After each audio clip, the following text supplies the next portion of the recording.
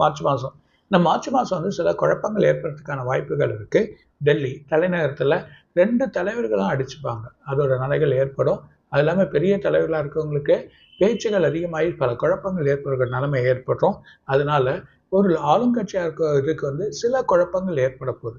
அது மூலயமா சின்ன சின்ன பிரச்சனைகள் ஏற்படும். அது இல்லாமல் ஒரு முக்கிய மந்திரி இல்லைன்னா மினிஸ்டர்ஸ் எம்பியாக இருக்கலாம், அவரோ இல்லைன்னா அவர் கூட இருக்கவரோ அதை கைது செய்வாங்க.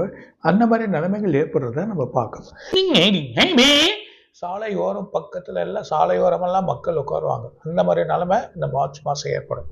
இந்த மே மாதம் நார்த்தில் ஒரு பெரிய மழை வரும், மேலேருந்து ஏப்ரல்.